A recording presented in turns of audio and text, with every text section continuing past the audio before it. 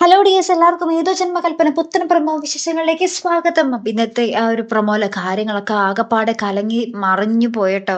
നമ്മുടെ ശ്രുതി അശ്വിനോട് സംസാരിക്കാൻ പറയുമ്പോൾ നമ്മുടെ അശ്വിൻ അതെന്താണെന്ന് പോലും കേൾക്കാൻ കൂട്ടാക്കാതെ എന്താ പറയാ ശ്രുതിയുടെ അടുത്ത് നിന്നും ദേഷ്യപ്പെട്ടു പോകുന്ന ഒരു നിമിഷങ്ങളാണ്. അപ്പൊ ശ്രുതി എന്താണ് സാറിന് എന്ത് പറ്റി എന്നുള്ള രീതിയിൽ ഇങ്ങനെ സംശയിച്ച് നിൽക്കുന്നുണ്ട്. പിന്നീട് നമ്മുടെ അശ്വിൻ നേരെ ചെല്ലുന്നത് നമ്മുടെ അഞ്ജലിയുടെ അടുത്താട്ടോ.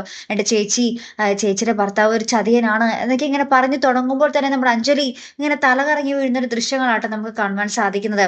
പിന്നീട് നമ്മൾ എല്ലാവരും വിചാരിച്ച പോലെ തന്നെ നമ്മുടെ അഞ്ജലി പ്രഗ്നന്റ് ആയി എന്നുള്ളൊരു വാർത്തയാണ് നമ്മുടെ അഞ്ജലി സന്തോഷമായിട്ട് നമ്മുടെ അശ്വിനോട് പറയുന്നത്.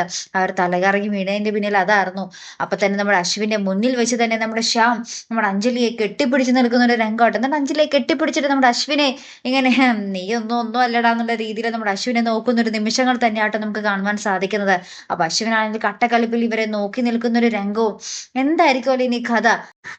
ഇനി നമ്മുടെ അശ്വിന് എപ്പോഴായിരിക്കും നമ്മുടെ അഞ്ജലിയോട് ആ ഒരു സത്യങ്ങൾ വെളിപ്പെടുത്താൻ പറ്റുന്നത് അല്ലേ? നമ്മുടെ അഞ്ജലി ആണെങ്കിൽ ആ ഒരു പ്രഗ്നന്റും കൂടി ആയതിന്റെ ഒരു സന്തോഷത്തിലാണ്. അപ്പൊ ഇനി എന്ത് ചെയ്യാൻ പറ്റും നമ്മുടെ അശ്വിന്? അല്ല, അപ്പുറത്താണെങ്കിൽ നമ്മുടെ ശ്രുതി അവിശ്വസിച്ചിരിക്കുകയാണ് നമ്മുടെ അശ്വിൻ.